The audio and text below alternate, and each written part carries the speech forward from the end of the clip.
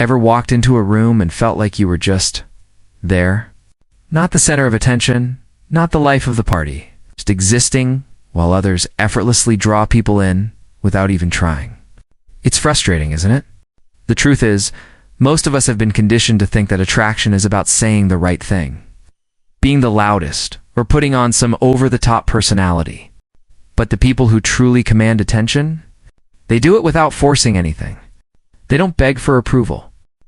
They don't chase the spotlight. They let silence do the work for them. Stoic philosophy understood this long before we started overanalyzing social dynamics. The most magnetic people are the ones who are completely at ease with themselves. No fake confidence, no desperate need to be noticed, just an undeniable presence that makes others curious. And here's the hard truth. If you constantly feel overlooked, it's not because you're not interesting. It's because you haven't learned how to use silence to your advantage.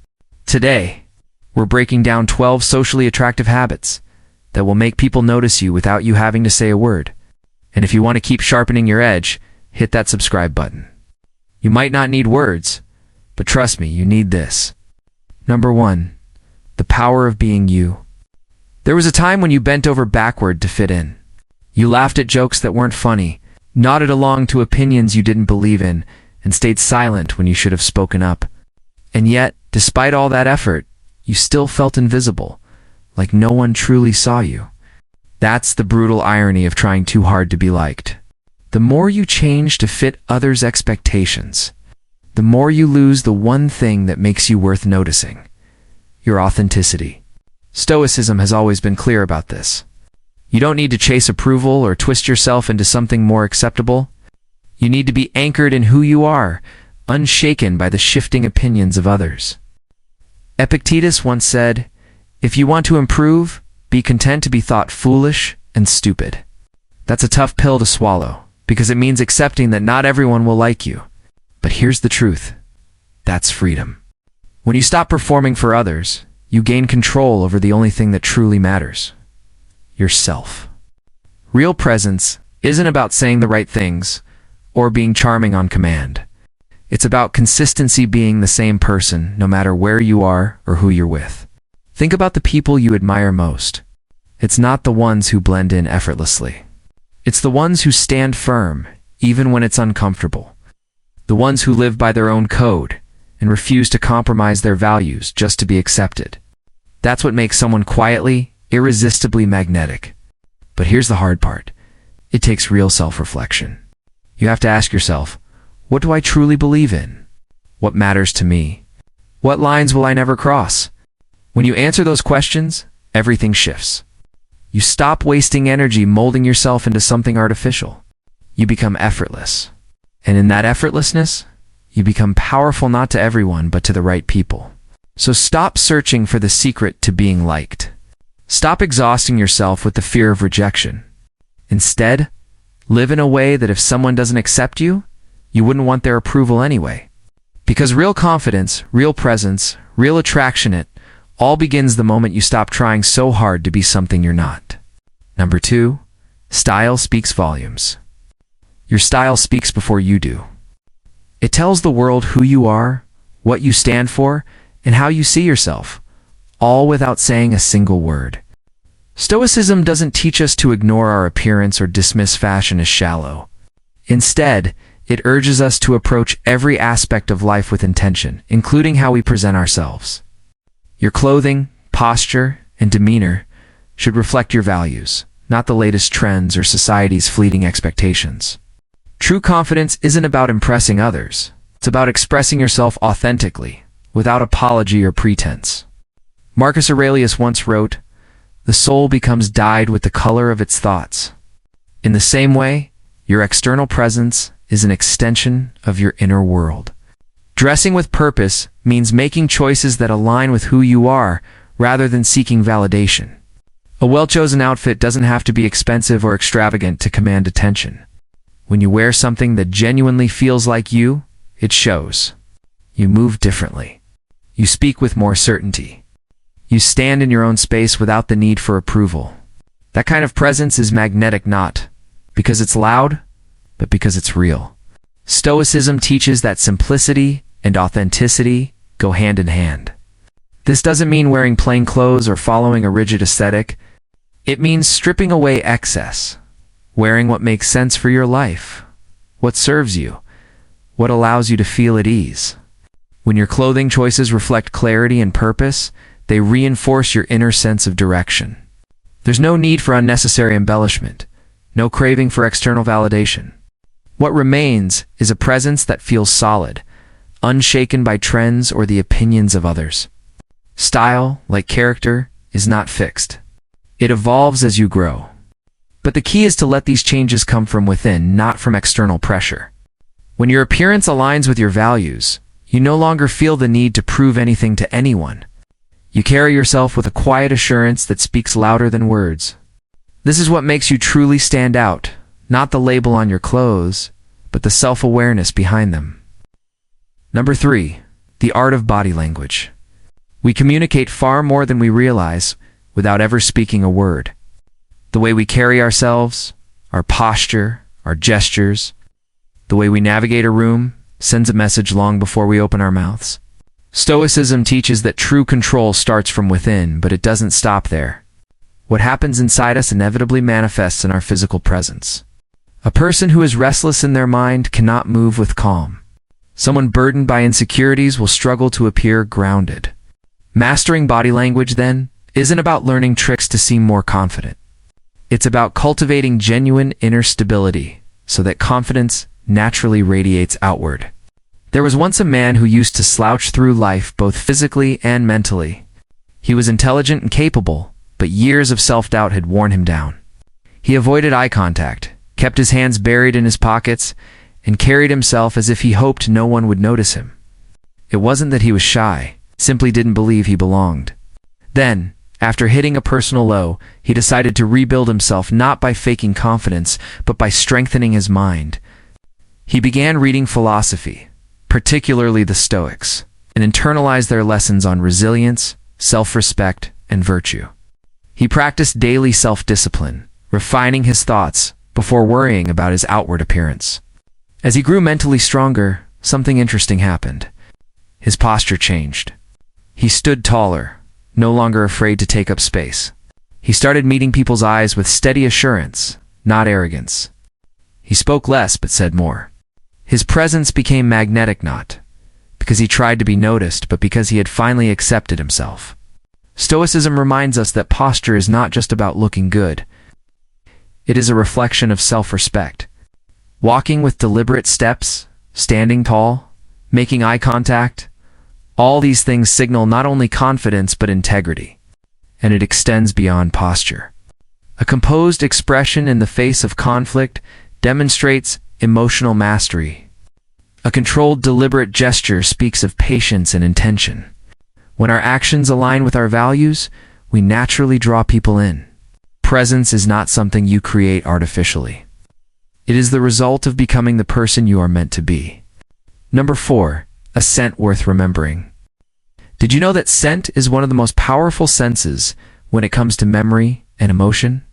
A single fragrance can transport you to a different time, evoke forgotten memories, and even influence how others perceive you. It's more than just a perfume or cologne. It's an expression of who you are and the lasting impression you wish to leave on the world. Stoicism, at its core, is about intentionality, mindfulness, and alignment with one's true self. When it comes to fragrance, this Stoic mindset encourages us to choose a scent that mirrors our personality and values rather than blindly following trends or opting for the most expensive brand. Just as Stoicism teaches that our actions and words should reflect our inner virtues, the fragrance we wear can serve as an extension of our authenticity. A carefully chosen scent is more than just an accessory. It's a form of nonverbal communication, a subtle yet powerful way of expressing who we truly are. It's about being mindful of how the fragrance interacts with our body chemistry, our environment, and the message we want to convey. Do we want to evoke calm and reliability? A fresh, clean scent might be the answer. Or perhaps we wish to express boldness and adventure. Spicy or woody notes could make that statement. The key is to ensure that the fragrance aligns with our true nature and complements the essence of who we are. In line with the Stoic practice of moderation, Choosing a scent is about balance. It's not about overwhelming others with a heavy fragrance, but about finding one that draws people in subtly, one that lingers in the air without shouting for attention. Just like the Stoic approach to life, the right fragrance leaves a lasting but quiet impact, a reflection of the calm and integrity we seek to embody. Number 5. Manners that mesmerize. In a world where digital communication often strips away the nuances of personal interaction, manners offer a bridge back to genuine human connection. But when we talk about mesmerizing manners, we're diving deeper than just saying please and thank you. We're exploring how the grace of our interactions can leave a lasting impression. Much like the enduring wisdom of Stoicism guides us to act with virtue and respect in all aspects of life, Stoicism, with its focus on virtue, self-control and empathy, aligns perfectly with the concept of mesmerizing manners. It's not just about adhering to social protocols for the sake of appearances. It's about embodying respect, kindness, and consideration for others through our actions. This alignment between Stoic principles and how we behave toward others creates a quietly powerful allure. It signals that we're not only mindful of our actions, but also deeply respect the people we interact with. Consider the impact of genuinely listening when someone speaks, of fully engaging with them without the distraction of our phones or our own thoughts. This active presence, a cornerstone of Stoic practice, communicates that we value the person and the moment we're sharing with them. It's a simple yet profound manner that resonates deeply in today's often disengaged society. Moreover, Stoicism teaches us about the importance of empathy, understanding, and sharing the feelings of others. When our manners are infused with genuine empathy, when we're quick to offer a helping hand or a word of support, we're practicing Stoic virtues in the most relatable ways. These acts of kindness and empathy don't just make us more likable, they draw people toward us, creating a magnetic pull of warmth and genuine connection. Finally, let's talk about the subtleties of manners, how to navigate the complexities of social interactions with grace can make a profound difference. From dining etiquette to the art of conversation, these skills reflect mindfulness and respect for the situation and company we're in.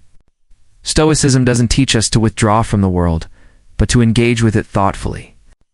Mastering these social graces is a testament to that engagement, showing we care enough to put thought into our actions and honor the unspoken rules that pave the way for more meaningful interactions.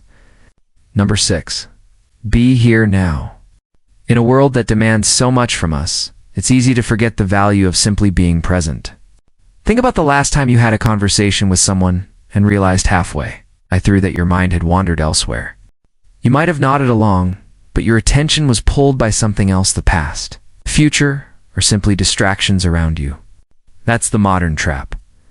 The illusion that multitasking and staying constantly engaged with external stimuli equates to true connection. But in reality, this behavior only distances us from the essence of what it means to connect with others. Enter Stoicism.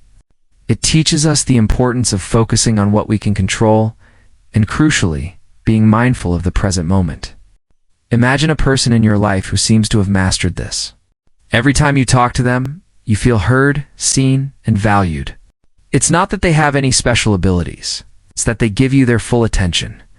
There's no checking the phone, no looking over their shoulder for the next distraction. They're entirely with you. This presence is rare, and its effect is profound. The more present we are, the more we show people they matter. It's a type of vulnerability, but not one that leaves us exposed. It builds trust and invites deeper connection. But how do we achieve this presence? It starts with mindfulness, the practice of tuning into the here and now, acknowledging our thoughts and feelings without judgment. When we practice mindfulness, we become more aware of the times when our attention slips. We gently guide it back to the moment. This is a skill that takes time, but is worth every ounce of effort. By focusing on the present, we not only enrich our lives, but also become a more magnetic and authentic presence in the lives of others. Being present doesn't just mean being there in body. It means being open and receptive. When we drop our shields, our defenses, our distractions, we allow ourselves to connect deeply. It's uncomfortable at first, but the rewards are immeasurable. Through practicing presence, we start to live in line with Stoic teachings, appreciating the people and moments that shape our lives. In turn, we form stronger, more genuine relationships. Number 7. A touch of mystery. In a world where oversharing has become the norm, there's something incredibly magnetic about someone who knows how to keep a little bit of mystery. Take Sarah, for example. She was the kind of person who didn't reveal everything at once. A friend of mine, I've always admired her ability to draw people in without saying too much. She had this quiet confidence that left you wanting to know more. I'll never forget the first time we spoke at a gathering. While everyone around us was talking over each other, Sarah listened intently, only chiming in when she had something meaningful to say. Her answers were always short, but each one carried depth. There was a subtle mystery about her, and it made you want to ask more, to understand her better. This idea of mystery is deeply rooted in Stoic philosophy, which teaches us the value of restraint and the power of keeping some things close to our chest. It's not about deceit or playing games, but about the deliberate choice of what we reveal and when. By holding some things back, we create an irresistible allure, like an unfinished story that draws others in, wanting to know more about the person behind the surface. The Stoics, with their focus on inner growth and character development, understood that revealing too much too soon diminishes the mystery that makes us captivating. Think about it. Would you rather read a book that gives away the plot in the first few pages, or one that slowly pulls you in layer by layer? The latter keeps you coming back for more, just like interactions with someone who knows how to keep a little mystery. Sarah mastered this balance effortlessly. Her ability to be present in the moment, to speak with purpose, made everyone around her feel like they were the most important person in the room. It wasn't about withholding, but about cherishing her own inner world and giving just enough for others to crave more. But how do we strike the right balance between sharing and holding back? It starts with mindfulness, being intentional about what we share and why. Sarah never shared her deepest secrets unless the time felt right, and in doing so, she created deeper, more meaningful connections. She didn't rush to fill every silence. Instead, she gave people space to ask, to engage, and to learn more about her naturally. This self-control and intentionality are at the heart of Stoic practice, and can help anyone cultivate the kind of allure that draws people in without effort. A touch of mystery isn't about playing games. It's about respecting your inner world and allowing others to discover it slowly. By sharing selectively, you invite others into your world on your terms, and in doing so, you foster genuine connections that go beyond surface-level exchanges and become meaningful, lasting bonds. Just like Sarah, you can create a magnetic pull, an irresistible curiosity that leaves a lasting impression on everyone you meet. Number 8. Cultivate cultural wisdom. As long as you live, keep learning how to live. Seneca. In a world that often feels divided, the pursuit of cultural wisdom offers a path toward unity and understanding. This isn't about memorizing facts like the capitals of distant lands, but about truly appreciating the soul of different cultures, their traditions, their struggles, and their joys. It's about immersing ourselves in the diversity of human experience and enriching our perspectives through the lens of Stoicism, which emphasizes the pursuit of knowledge and the virtue of wisdom. The Stoics taught us that true wisdom comes from not just knowing, but understanding. From engaging with the world with an open mind and an open heart. When we engage with the world through a cultural lens, we're practicing empathy. We're stepping into the shoes of others, not to judge, but to learn. This process allows us to break down barriers, dispel misconceptions, and build a deeper connection with those around us. Imagine how much richer our interactions become when we can share a meaningful story from another culture, or offer a few words in a language that isn't our own. These small gestures don't just show respect. They signal that we value the shared humanity of all people. It's not enough to appreciate diversity as an abstract idea. It's about living it every day, embracing the many ways people live, think, and feel. Cultivating cultural wisdom doesn't require travel to far-off places or an encyclopedic knowledge of every culture. It's about intentional curiosity and an open mind. When we expose ourselves to different worldviews, we engage in a form of self-education. We challenge our assumptions, confront our biases, and grow in empathy. transforming into more well-rounded and compassionate individuals.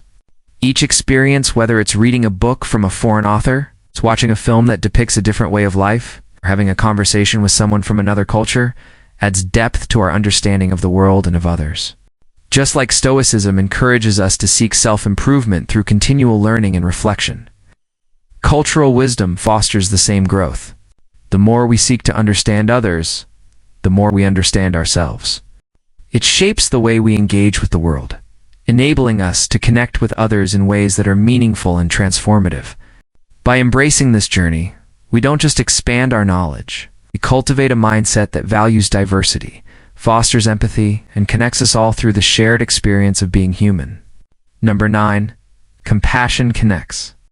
Compassion goes beyond feeling pity for someone. It's about truly understanding their journey, their victories, their struggles, their joys, and connecting with them on a deep emotional level. This is the power of compassion. It bridges the gap between hearts, allowing us to see beyond our differences and recognize the shared humanity we all share. In the world of Stoicism, compassion isn't just a fleeting sentiment. It is woven into the fabric of the philosophy itself, echoing its core principles of empathy, interconnectedness, and community. Stoicism teaches us the importance of recognizing our common bonds, encouraging us to extend care and concern not only to our immediate circle but to the wider world. Compassion, when applied thoughtfully, transforms us from passive observers to active participants in each other's lives. Take, for example, the story of Rachel. A successful, attractive woman, Rachel appeared to have it all: career, looks, friends. But she often found herself feeling disconnected from those around her. At social events, she'd smile and chat, but her interactions lacked depth, and she carried with her a hidden regret. Years ago, she'd passed over a close friend's struggles, choosing to stay in her own bubble. Now, with time, she saw that her superficial connections had left her with a sense of emptiness.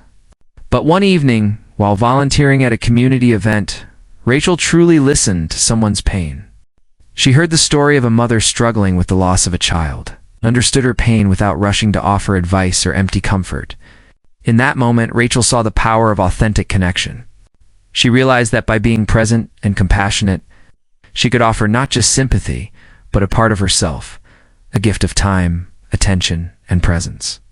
This act of genuine empathy, of stepping outside herself to alleviate another's burden, became Rachel's new way of being. Compassion, though challenging at times, became her path to deeper connections. It required her to confront her discomfort and resist the temptation to quickly fix problems. Instead, she learned to listen, to feel deeply, and to open her heart to others. In embracing vulnerability, Rachel discovered the power of true emotional connection. As she began to practice compassion, Rachel noticed how her relationships began to transform. Those around her, drawn to her authentic presence, felt seen and heard, creating bonds that were no longer superficial. Compassion fostered a sense of community, reminding Rachel and those she connected with that we are all part of something larger than ourselves. By putting others' needs before her ego, Rachel experienced a deep sense of belonging and connectedness that had been missing from her life. Her practice of vulnerability didn't just enrich her relationships. It brought her a peace and understanding that transcended the regret of her past actions. Number 10. Laughter lights up the room. Marcus had spent his life taking everything seriously: his career, his reputation, even his daily routine. As a high-powered attorney, he thrived on control and precision. Laughter, to him, was frivolous, something for people who didn't understand the weight of the world. But beneath his polished demeanor was a man exhausted by his own rigidity, trapped in a cycle of relentless ambition. Then came an unexpected moment. At a dinner party he reluctantly attended, someone told a story about making a complete fool of themselves during an important presentation. Instead of embarrassment, they laughed at their own misfortune. The room erupted in laughter, and to Marcus' surprise, he found himself laughing too genuinely, uncontrollably. It was a moment of release, of surrendering to the absurdity of life. And for the first time in years, he felt something shift. Stoicism teaches us to navigate life's unpredictability with resilience. But it doesn't mean rejecting joy. The Stoics understood that laughter was not a distraction, but a tool, a way to accept the things beyond our control. Marcus had always equated seriousness with strength, but that night he realized true strength lay in balance. Laughter wasn't weakness, it was survival. From that night on, he let himself laugh, more not as an escape, but as an acknowledgement that life is both challenging and absurd. He found that embracing humor didn't make him less disciplined. It made him more present. It connected him with others in a way seriousness never could. By learning to laugh at himself and the unpredictability of life, he finally understood a fundamental Stoic truth. We can't control everything, but we can choose how we experience it. Number 11. Self-care shows self-value. Julian had spent most of his life chasing success, believing that his worth was measured by how much he achieved and how little he rested. A high-profile consultant, he worked endless hours, sacrificed sleep, and ignored the nagging exhaustion creeping into his bones. He told himself he was doing it for his family, for his future. But when his doctor warned that his stress levels were dangerously high, it hit him. He was burning himself out for a life he was too drained to enjoy. Stoicism teaches that we must take responsibility for ourselves, not just in discipline and action, but in care and preservation. The Stoics didn't see self-care as indulgence. They saw it as duty. Marcus Aurelius, despite leading an empire, understood that to serve others, he first had to maintain his own strength. Julian had been doing the opposite, giving everything to the world while leaving nothing for himself. Determined to change, he made self-care a priority, but with intentionality.